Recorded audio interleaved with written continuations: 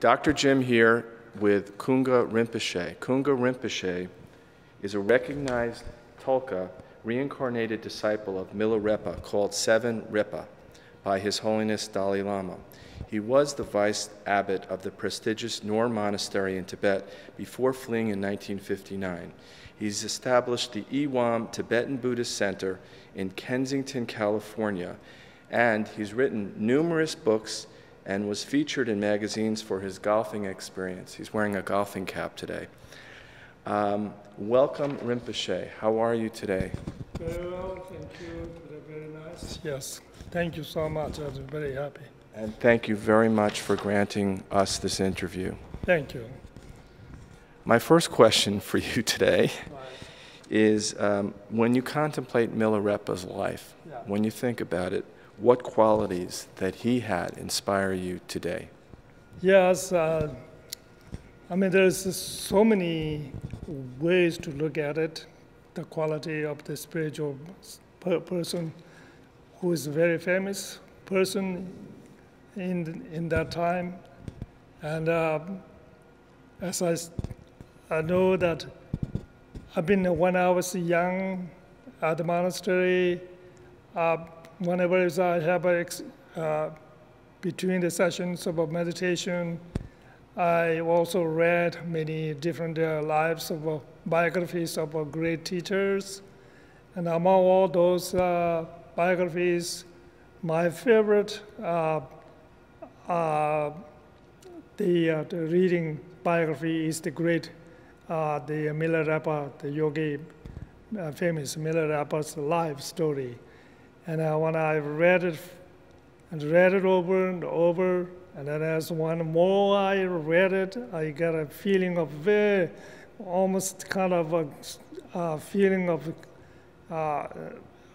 feel chill or rise my pulse of the hairs are coming up, devotion and inspiration, and tears come out, and so much feelings that are getting it.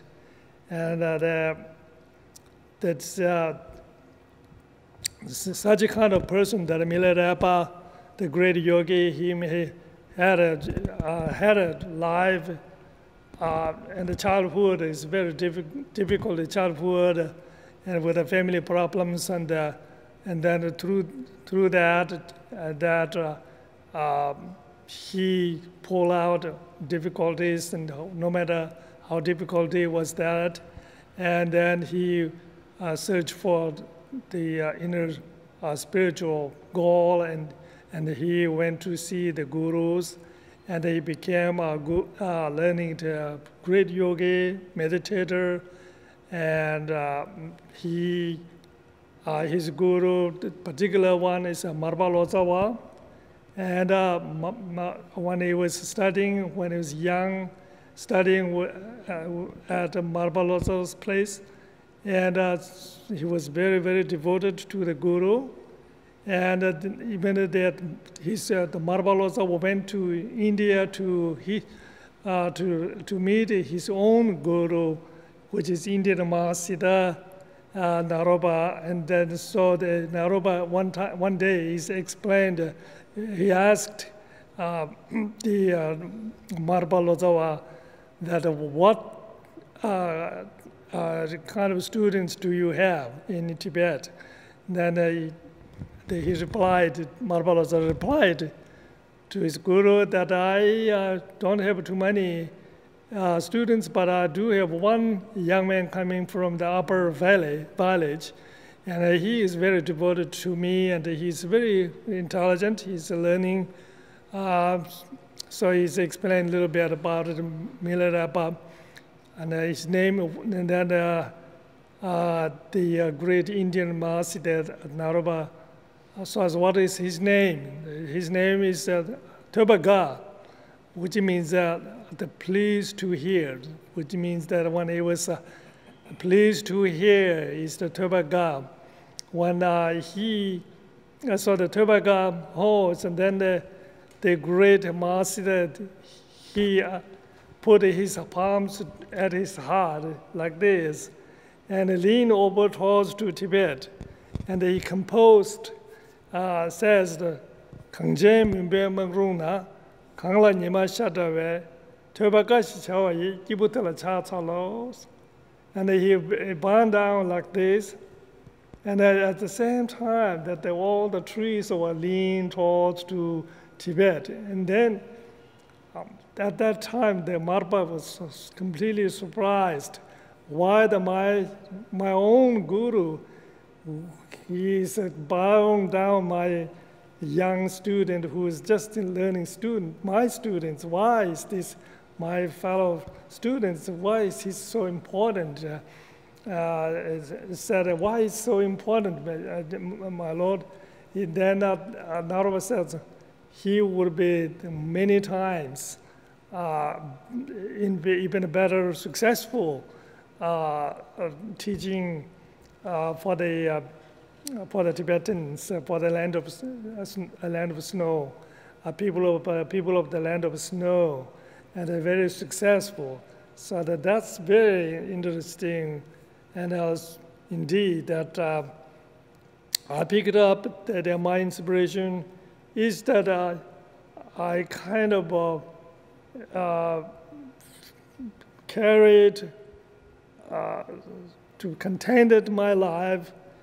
Don't want to be too elaborated. Although even I've been here in the West, not so much. I've been kind of try to remind. To be able to learn myself, to able to stay, able to learn, be myself comfortably as much as can. So that's the most important I can get it. You know, otherwise I could be neurotic, going everywhere. So that I try to apply that. That helps a lot. Thank you very much for that explanation. So I think you'd intertwine that answer with the next question that I have, but I'm going to ask you anyway. How does that, in America, we have a lot of problems here. People have a lot of issues. How does Milarepa's teaching, how can that be applied in today's society in America? I think first of all that our great Milarepa is truth of his lifestyle, but he's not. I would say we shouldn't. The modern could not understand one person to stay in the cave doing that. Maybe staying alone wouldn't. I think it wouldn't understand the modern society here. But the thing is that his precepts, his experience were far more expanded throughout the world in the teaching. So that I think it's fortunately that there are nowadays Western scholars who are able to translate those ancient precepts of Tibetan Milarepa's songs of Milarepa's.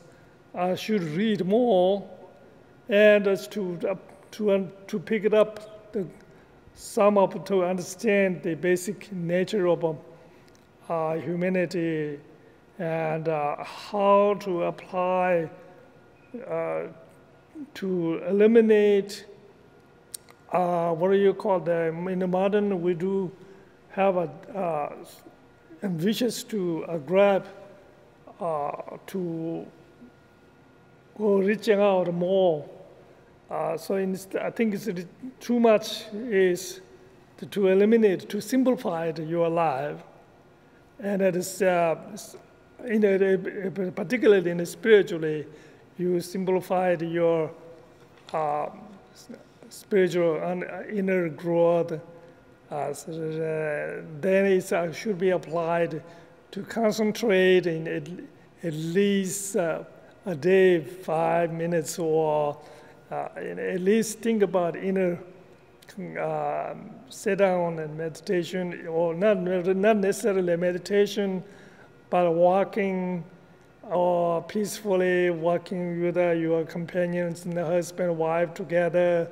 You give some time, a little bit of relaxing time to do that, and go to the beach and relax, and the things. And then I think those two things are very fundamental teaching that Milarepa that you can gather. I didn't expect to ask you this question, but I'm going to ask you anyway because people are interested to know. Do you remember your past lives as Milarepa's disciple?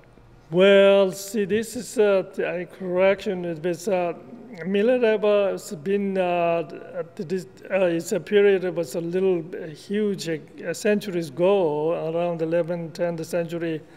At that time, Seven Repa was actually in this history, in the story, that Seven Repa was a young boy, and then Milarepa travels in the village to village and gives some teachings among the villagers who are listening.